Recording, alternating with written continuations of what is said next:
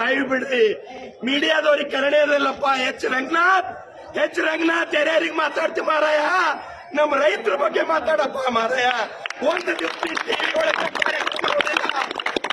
Public ಟಿವಿದಾಗ ರೈತರು ಉಪವಾಸ ಸಾಯ್ತಾ ಇದ್ದಾರೆ. ಒಂದು ದಿವಸ ಕಾರ್ಯಕ್ರಮ ನೋಡಿಲ್ಲ.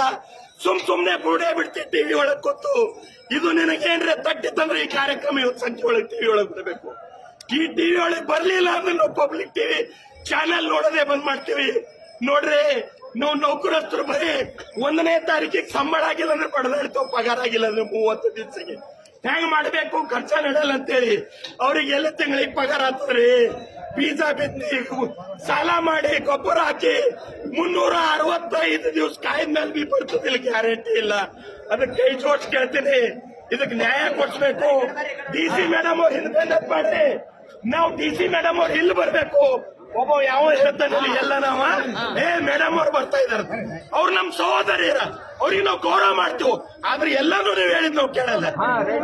ಜೈ ಜವಾನ್, ಜೈ ಕಿಸಾನ್, ಜೈ ಜವಾನ್, ಜೈ ಕಿಸಾನ್. हिंदी में एक बात बोलना चाहता हूँ. मर रहा सीमा में जवान, मर रहा है सीमा में जवान, मर रहा है खेत में किसान.